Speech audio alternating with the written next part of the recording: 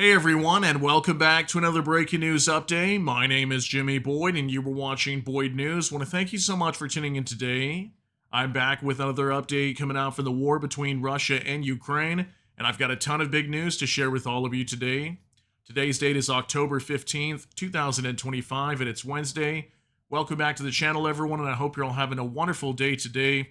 So much happening with this war over the last 24 hours. We're actually going to start out with very big news out of Russia, as overnight and early this morning, Ukrainian drones reportedly attacked two separate oil refineries, and based on the reports that I have, it is very likely both were directly hit.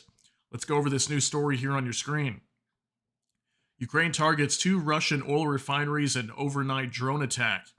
Ukrainian strike drones attacked oil refining facilities in Russia's Volgograd and Bashkortostan regions overnight between the 14th and 15th of October, according to Russian Telegram channels. This was video footage coming out from the area of the Bashkortostan region where we have the Bashneft oil refinery located over there that has been attacked. I think it was just attacked over the weekend on Saturday, actually, and Ukraine went ahead and attacked this area again. So, based on the reports I do have, there is information that both of these have been struck, but no official confirmation like up-close video footage showing them on fire. But the Volgograd refinery that's closer to Ukraine, I do have information that there was some sort of fire that broke out somewhere near that facility. So, very likely both of these were hit overnight. With the videos that I do have, I'll show you guys here in just a moment. We also have information out of major meetings being held by European leaders today. Announcements have been made about weapon supplies for Ukraine. Two major meetings are ongoing. We have a meeting of NATO defense ministers and also the Ramstein meeting, both these being in Brussels, Belgium today. So huge reports of weapon supplies going over to Ukraine, aid packages being announced by numerous nations. We've got good information on that today. And also the Feodosia oil depot is still burning after 3 days down in Crimea. It got hit over the weekend. I think it was on Sunday night. Got massively attacked. I think like 11 or more oil storage tanks were destroyed. So crazy news, guys. We're going to talk about these two big oil refineries starting out. Volgograd and the Bashkortostan region. The Ufa oil refinery is what it's known as. Over there, approximately 1,400 kilometers away from Ukraine. So crazy news. Let's just go ahead and jump into this. We're going to hop it over to X with Max25. And it says Ukrainian drones attacked a Lukoil refinery near Volgograd.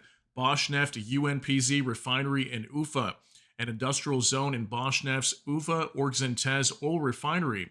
The Moscow Times reported. So you can see mainstream news picking this up today, indicating that two refineries were attacked. So it's going to be the Lukoil refinery located in Volgograd. That's approximately maybe 200 to 300 kilometers away from Ukraine. And then also we have the Ufa refinery that came under attack, and also apparently an industrial zone also within the same refinery being attacked as well. That's going to be located in the Bashkortostan region, roughly about 1,400 kilometers away from Ukraine. So two major attacks overnight with Ukrainian drones. Still waiting for more information on these, but I'll show you guys what I do have coming out this morning. Here's from Slava. Oil refinery intercepted drones in Volgograd. Fire breaks out. Russians in hysterics. Okay, so I thought it was kind of funny the way he worded this. He says the oil refinery intercepted the drones. But here's video footage coming out allegedly from Volgograd. And a lot of people were actually sharing this video. We can see what appears to be a fire. It is really hard to see, and I'm sorry about this watermark that pops up here, but you can clearly see some sort of fire that broke out, and that allegedly could be at the Volgograd oil refinery, which has been attacked numerous times by Ukraine this year. Some cases has been shut down as well. We have reported in the past. So Ukraine went ahead and bombed it again last night is what it looks like to me, but we'll still wait for official confirmation on that. But clearly a major fire here in the Volgograd region. Now Tendar, Ukrainian drones have been heading for Bashkortostan, yet a Russian territory, again and possibly hit the Bashneft Ufimsky refinery near the capital of Ufa. Videos show Lyuti UAVs in the air. Yeah, I'll have one of those videos for you guys in just a minute. But the Bashkortostan region over here, again, roughly about 1,400 kilometers away from Ukraine. We have drones entering this area. I do have drones that were attacking the region next to it as well, where Chelyabinsk is at.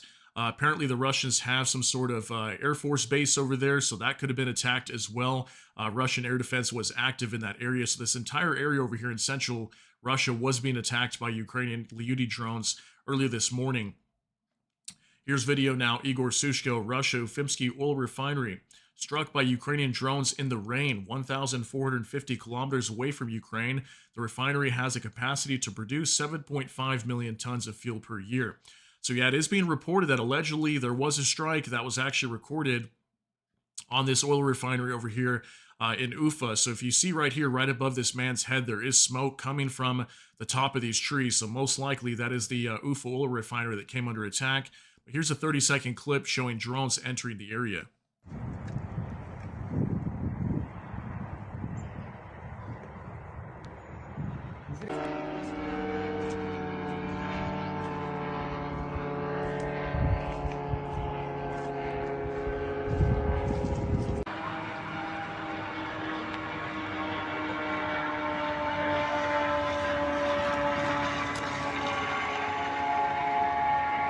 Беспилотник видел, нет? Похуй, летит.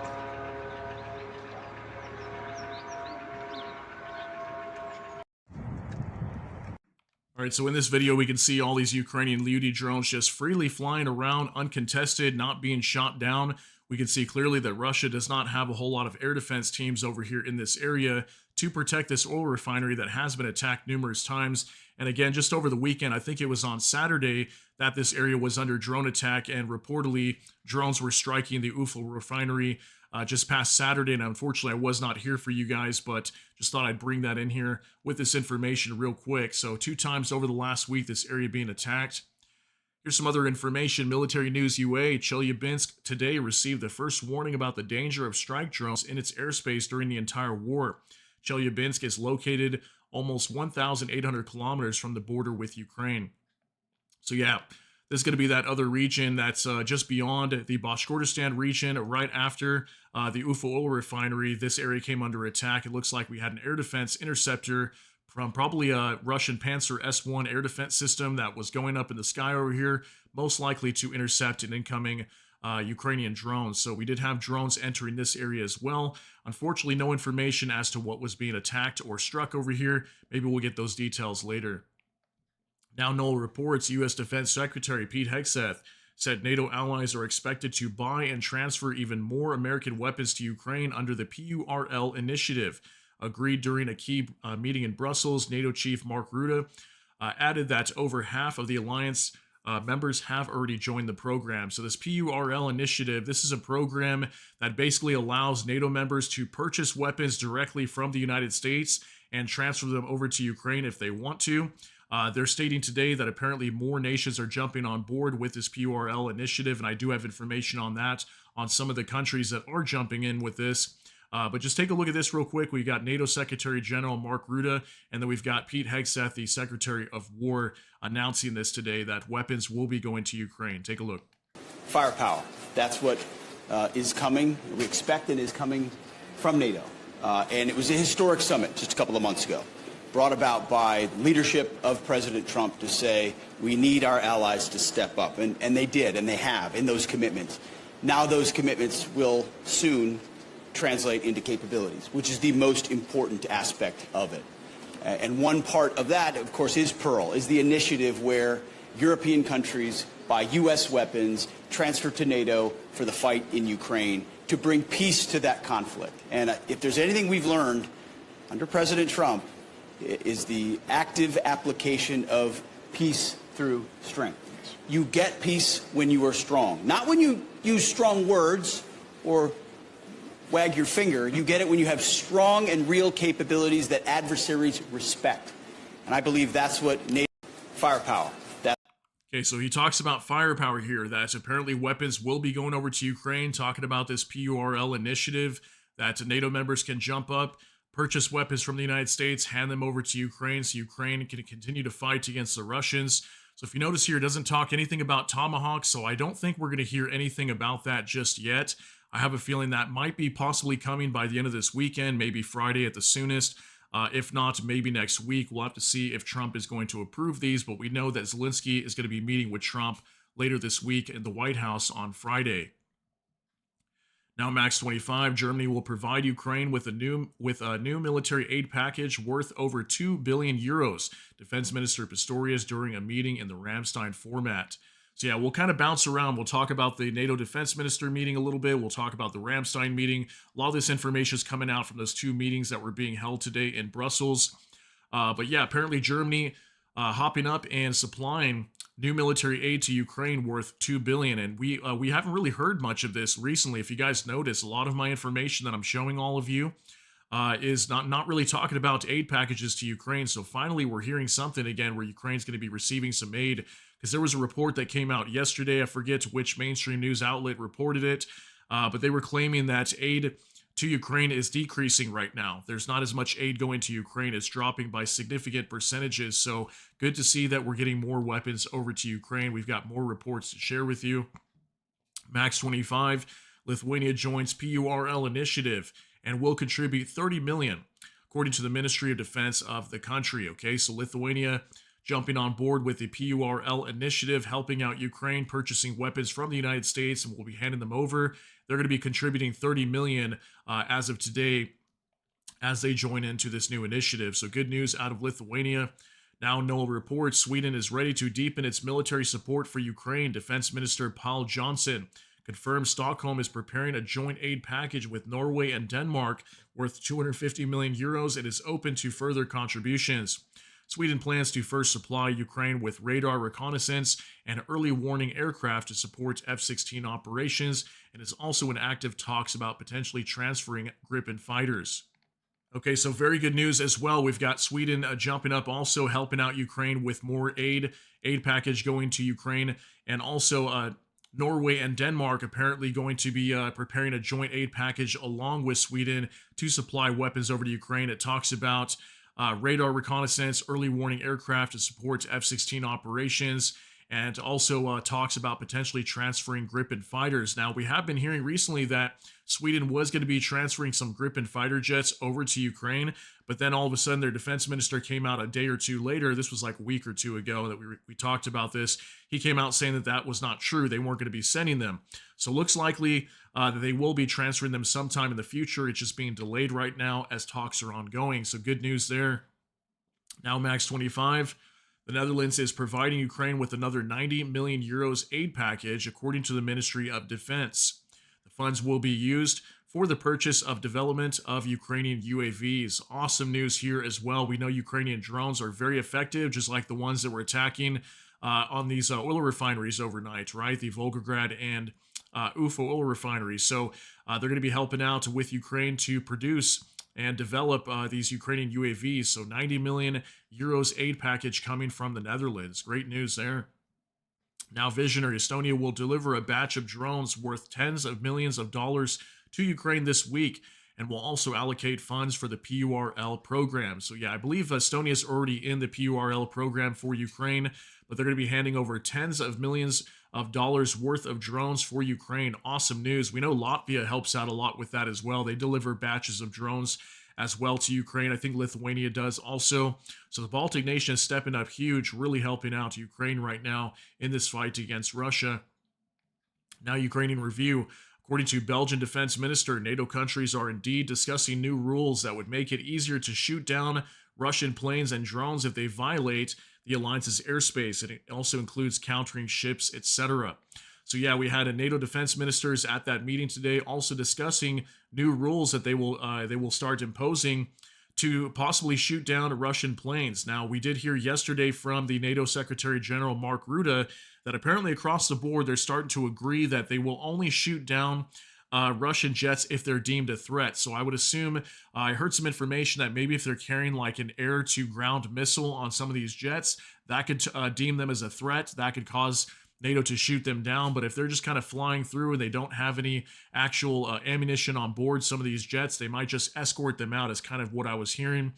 So NATO's taking different approaches. They're going to look at the situation based on what happens. If another airspace violation happens in NATO airspace, then they will act accordingly, is what I'm hearing, okay? Now, Max 25. Sikorsky. Europe should be prepared for strikes by the occupying country, Russia, deep into the region. Refusing to create defense systems such as the drone wall is an irresponsible step. Europeans should prepare to support Ukraine for at least another 3 years. These were statements that Radoslaw Sikorsky, the foreign minister out of Poland, was stating at a meeting also in London today. So he's talking about how Europe needs to get prepared for, setting up a drone wall, that they should not back away from that idea. They should continue supporting the idea of building a drone wall on the eastern side of NATO, closer to Russia. That way, if Russia attacks NATO in the future, they've got defensive capabilities. And he's also saying they need to get ready to prepare to defend Ukraine and support them for up to another 3 years. Let's hope that's not going to be the case. And if this war does come to an end, let's really hope that it does end safely. I've got some other things from this statement and meeting with the Sikorsky today that I'm going to show you guys. Now, Noel reports Polish Foreign Minister Radoslaw Sikorski voiced support for Trump's stance, writing, "I agree with President Trump that without striking enemy territory, you can't win a war.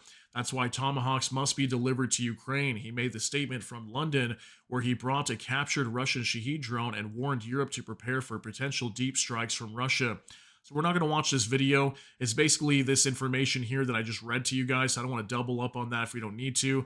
It's just going to make the video longer than it needs to be. But here's that Russian drone that was captured inside of Ukraine, and Sikorsky brought it to this meeting in London to show everybody there, what can happen inside of Europe if they don't create these drone walls and get prepared to defend themselves from these drone attacks from Russia in the future if war breaks out. But yeah, he's talking about Tomahawks here as well, that he actually agrees with Trump that Tomahawks should be sent to Ukraine. And he says at one point in this video that he agrees that, strikes need to be carried out onto the aggressor in order to force them to end this war. We can't just have Ukraine sitting back in defense. We need to let them go on the offensive, is kind of what he was saying there. Here's that picture now when Sikorsky was at this meeting. There's the photo of this Iranian Shahed drone that was captured and set on display for everybody to see here. That way people could see exactly what they're dealing with these drones that are consistently attacking Ukraine, because I think most people don't understand how bad it is inside of Ukraine, what the Ukrainian people are going through. I remember I saw a post one time. It was just a random post from somebody on X, and they were showing like a picture actually of all these drones that were entering into Ukraine. And apparently they had shown somebody that knew nothing about this war and said, "Hey, do you know what you're looking at when you look at this picture?" And they were like, "I don't understand what I'm looking at here." And they said these were, hundreds of Russian drones flying into Ukraine that crash into buildings, kill innocent people, take the lives of young children many times. And the person that they were informing of had no idea about this war, and they could not believe what they were hearing. So imagine all the people around the world that have no idea what it is that Ukraine is dealing with every single day. Look at the size of these drones. They're absolutely massive. Some of them the size of a small house or a large, SUV or a van or something like that. Imagine that flying over your house and crashing into something. Absolutely crazy. Now, Noel reports the UK has announced its toughest sanctions yet on Russia, targeting Rosneft, Lukoil, Naraya Energy, 4 Chinese oil terminals, 44 Shadow Fleet tankers, and suppliers of missile and drone components. The package also cracks down on insurers, ports, financial firms enabling the trade, further disrupting the global flow of Russian oil. This is very big. I'm hearing this is, definitely one of the toughest sanctions packages, coming out from the UK today. This was a statement here. This is Foreign Secretary Parliamentary Statement on Ukraine, announcing this new set of sanctions onto Russia and targeting 44 Shadow Fleet tankers, going after suppliers of missile and drone components. These are going to be going after also, I believe, like Chinese manufacturers, and also we've got the Naraya Energy Company. I believe that is going to be out of India to stop a lot of money from flowing into Russia, okay? And also lots of military supplies as well out of China. So that is very big coming out from the UK today. Great news to hear from there. Max 25 now Hegseth at the opening of another Ramstein made a number of statements regarding the war. Here's what he stated during the Ramstein meeting. If there is no path to peace in the short term, the U.S. together with its allies will take the necessary steps to impose even greater costs on Russia for its aggression. U.S. Department of War is ready to do such an act, and only the United States can do. A deadly NATO led by Europe and a reliable Ukrainian army are the most effective deterrents of Russian aggression. Under the leadership of President Trump, we are going to end the war in Ukraine. The war must end. So we had Pete Hegseth, the Secretary of War, formerly the Secretary of Defense. If you guys remember that, they changed the whole name. That's why I'm saying Secretary of War. That's what he stated here, that, the U.S. is going to do everything they can to stop this war. Ukraine being a strong army to hold the Russians back. Maybe this is an indicator they're going to give Ukraine Tomahawks to strike Russian military targets and support their war efforts. We'll see if that's going to be the case, but major statements coming out from the Secretary of War today, Pete Hegseth. Let me know how you feel on those. Now, Jay in Kiev, Ukraine continues to target key elements of Russia's occupation forces in Crimea, again striking the Sea Oil Terminal Enterprise and temporarily occupied Feodosia. The 16 fuel tanks that survived the previous attack were damaged. A large fire is ongoing on the territory. This terminal is an important link in supplying fuel to the Russian troops. The total volume of fuel that the tanks could store is about 193,000 cubic meters. On the night of October 14th, Ukrainian units also struck a P-18 radar station in Krasna Polyana in Crimea, UAV control point in Oleshki, Kherson region, ammunition depot in the area of Makivka in the Donetsk region. So it's going to be a statement coming out from Ukraine's general staff confirming that over the weekend on Sunday night, I believe is what it was, the Feodosia oil terminal coming under attack and being struck. Again, still burning for 3 days. I'll show you guys that here in a minute. But apparently they also went after a radar station in Crimea, struck that, and also a UAV control point in the Kherson region of Ukraine. That's the southern side of Ukraine. Then also in the Donetsk region, southeastern side of Ukraine, an ammunition depot apparently was struck down there as well. Now, we did talk about that just about a week ago. I wonder if that's that same ammo depot that we're hearing that was very significant, actually, that was going to affect Russian attacks there in the Donetsk region and also the Zaporizhzhia region of Ukraine. So there's that confirmation of the attack on the Feodosia oil terminal. Here's pictures now. Noel reports Feodosia occupied Crimea's main oil hub is burning for the third day in a row after a second consecutive drone strike. Here's new pictures coming out after the third day from these strikes on the Feodosia oil terminal or oil depot, and it is still burning today very hard. You can see a lot of smoke going up into the area over here in the city of Feodosia. We're hearing that a lot of people are having trouble breathing over there as well due to this strike on this oil terminal, and there's been mass evacuations from this area. So it's probably going to be burning for a couple more days, wouldn't be surprised. Now, Anton Gurashenko, Russia, which it referred to as a gas station, stands in lines for gas and exports it from Belarus and China. Line for gasoline in one of the cities of Russia's Irkutsk region. Here's a new video coming out showing a huge line of cars. We'll back it up here a little bit. Lots of people waiting in the Irkutsk region. This is going to be closer to Russia's far east, not all the way east, closer to like maybe Mongolia, just a little bit north of Mongolia, not so quite out to China.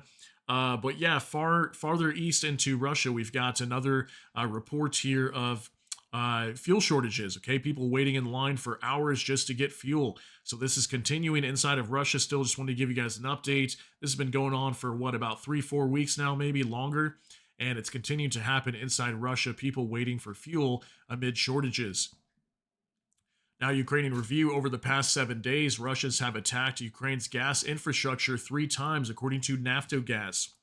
Critically important facilities in Kharkiv, Sumy, Cherniv regions have been attacked. In addition, one of the Naftogaz's group's CHP plants, that's combined heating and power plants, were attacked this night. So a major gas company out of Ukraine, Naftogaz, reporting that gas infrastructure has been attacked 3 times over the past 7 days. This is not good news. We are hearing that Ukraine is going to have to be importing about 30% more natural gas into their country from other nations due to these attacks onto these gas facilities. The Russians are destroying a lot of gas infrastructure and energy sites inside of Ukraine right now. And again, I've been telling you guys, this is a war on energy right now between Ukraine and Russia. It has really ramped up over the past few months since Ukraine started attacking oil refineries inside of Russia. Russia has been retaliating by striking energy sites and gas facilities, blowing a lot of them up. Here's a lot more information now. Ukrainian review. Russia used drones at night on gas stations in Cherniv and in one of the suburban communities. Dnipropetrovsk region was also under attack. Energy infrastructure was damaged. In total, 26 UAVs hits were recorded during the night. Here's a picture coming out from Ukraine. Firefighters trying to put out a blaze. So we got information. Cherniv region up on the northern side of Ukraine came under attack, and we had gas stations being blown up over there. Also, in the Dnipropetrovsk region, central side of Ukraine, we have information of energy infrastructure being damaged. So, just like I mentioned, this war on energy, it's continuing. Russia is attacking a lot of energy sites inside of Ukraine and gas facilities. It is ongoing right now. Now, Visioner, Germany's restoring mandatory conscription, which was rejected back in 2011. With the new model of military service, at the first stage, service will remain voluntary. At the second stage, conscription will be announced by lottery. If this still does not provide enough personnel for the Bundeswehr, Berlin will restore mandatory conscription.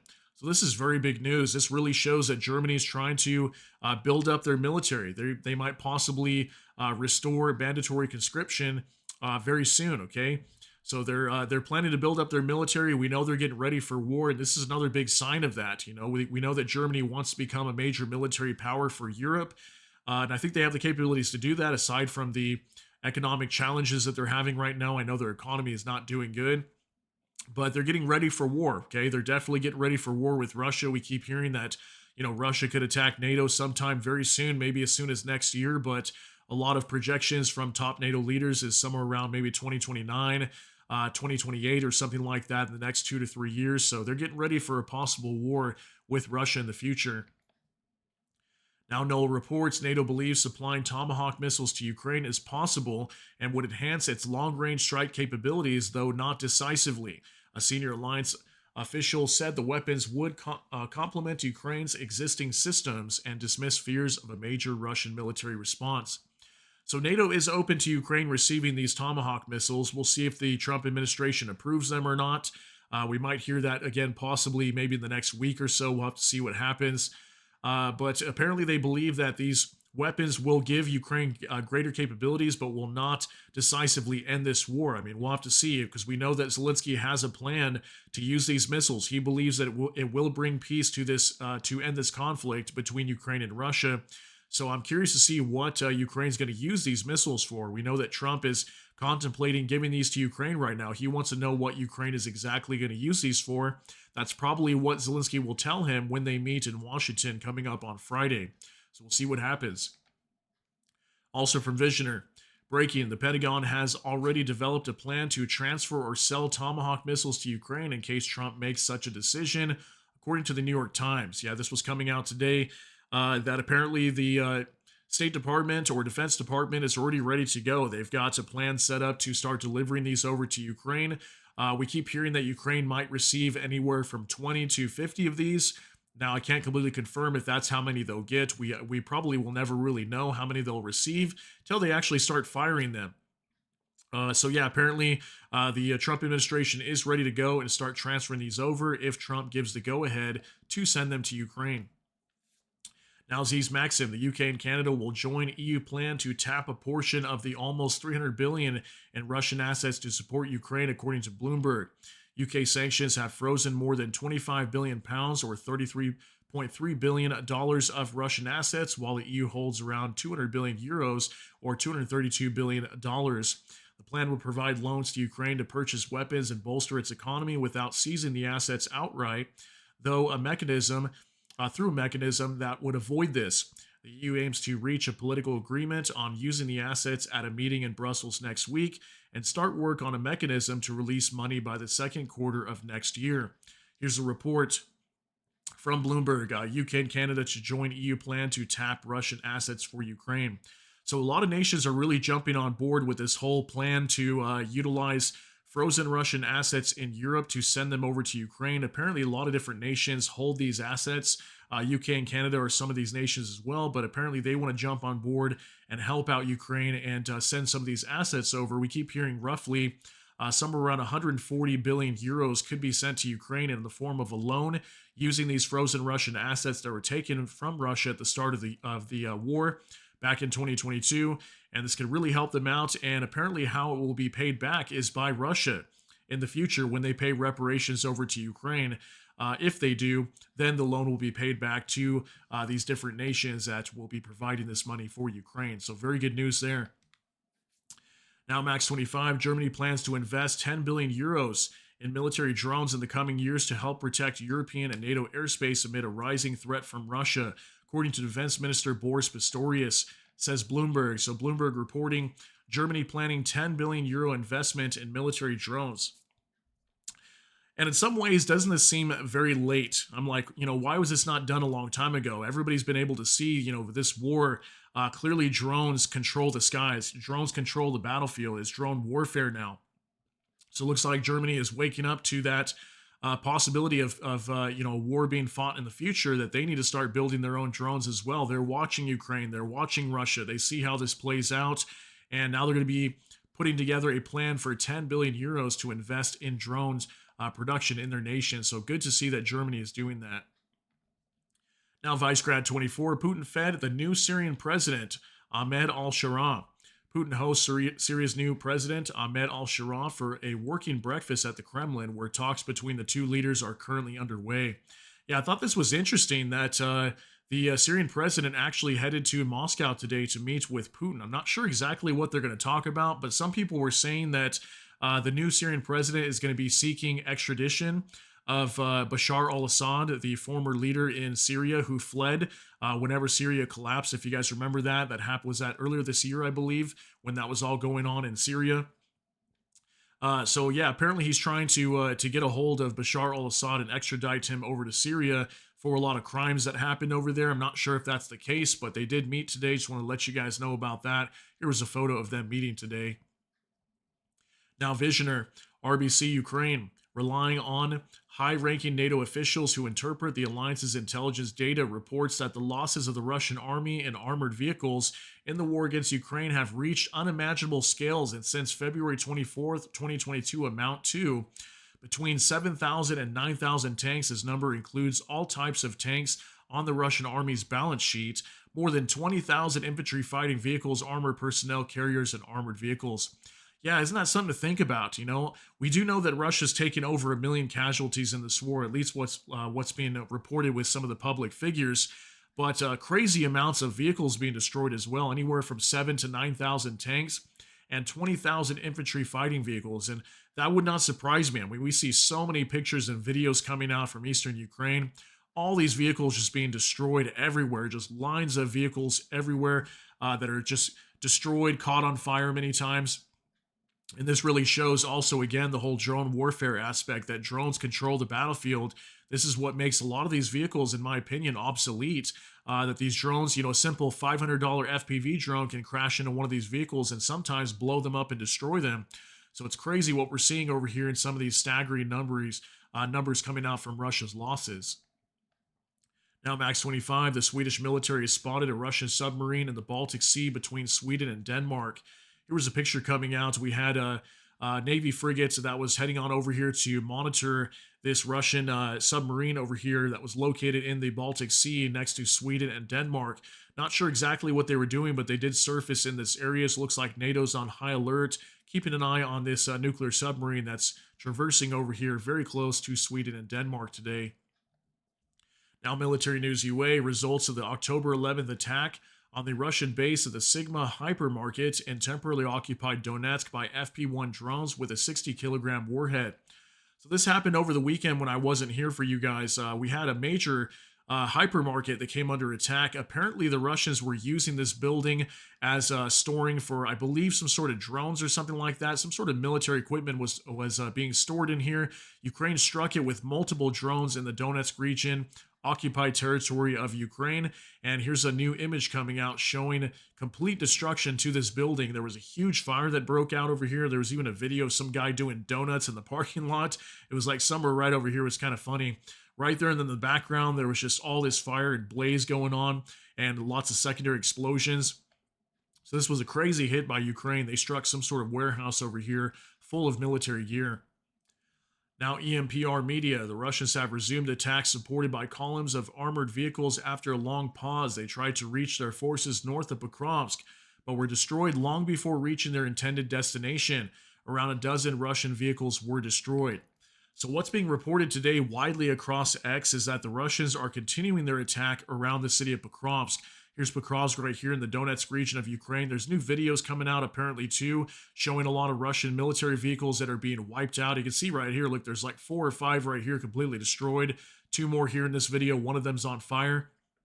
So right here, just north of Pokrovsk, where the Russians were able to make a breakthrough up in this area just about a month or two back, they're continuing their attack in this area just north of Pokrovsk, still trying to push into the city, but they have been unable to. And apparently they're taking on massive losses once again, is what we're hearing. And that explains most likely why we have been seeing over the last few days the Russians are taking more casualties in terms of troop numbers. That's probably explaining why they are carrying out more offensive actions over here in the Donetsk region around the city of Pokrovsk. Now, military news UA. During the night, Ukrainian military shot down 86 out of 113 Russian UAVs. Yeah, so we've been seeing right about 100 drones per night for several weeks now. These numbers really starting to creep up, and now that we're getting closer to the weekend, I wouldn't be surprised maybe Thursday, Friday, possibly even Saturday, we have a massive attack onto Ukraine again with hundreds of drones and missiles. Let's hope that won't be the case, but usually around this time is when we start to see that preparation coming in. So expect that to happen over the next couple of days. But very good numbers here, 86 out of 113 either being destroyed or brought down by electronic warfare from Ukraine's defense forces. Now, Kyiv Independent, these are the indicative estimates of Russia's combat losses as of October 15th, according to the Armed Forces of Ukraine. Now, our final update, Russia's losses as of October 15th, 1,070 troops, 2 AFVs, 141 vehicles and fuel tanks, 3 tanks, 43 artillery systems, 389 UAVs, 2 anti-aircraft warfare systems, and it looks like that is it. So great news right here. Wasn't able to determine what these anti-aircraft warfare systems were that were destroyed, maybe Panzer S1s or maybe some TOR M2s that were being destroyed, but 2 knocked out overnight. That's very big news. A lot of these can be, more than $30 million a piece that are being destroyed. Artillery systems up a little bit. Usually been seen about anywhere from 15 to 30 there on average lately, jumping up to 43 overnight. 3 tanks and AFVs, still a little bit low numbers here, but we have been seeing these creeping up just a little bit recently. Vehicles and fuel tanks up quite a bit, and we have been seeing these numbers jumping back up. These were at like 75 to 80 for well over a week, and now they're jumping up well over 100. This could possibly be due to the offensive actions that the Russians are carrying out on the front line, especially in the Donetsk region, like we talked about. Then there's your troop losses. See, the numbers are going up. Over the past, I'd say 4 to 5 days now, we've been seeing over 1,000 troops. Just recently, it was more around like 800 or so on average every day that were being eliminated or taking casualty on the Russian side. And now we're seeing upwards of 11 to 1,200 on average daily. So yeah, prepare for more attacks on the eastern side of Ukraine. We are hearing more reports that the Russians are carrying out more offensive actions. We also heard recently from Valery Gerasimov, the chief of general staff of the Russian armed forces, that they'd be preparing more offensives in the Zaporizhzhia region as well.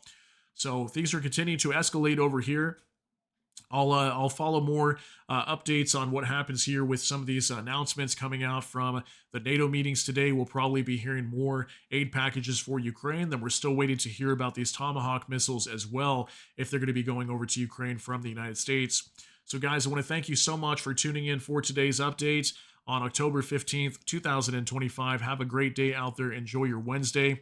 Let me know what you think about all these details down below in the comment section. That's going to be it for today's update. If you got something out of this, please smash that like button. Also, if you enjoy my content, please consider subscribing down below. Hit the notification bell. That way YouTube can notify you. And with that, hope you all have a great day. Everybody take care and God bless. And we'll see you in the next one.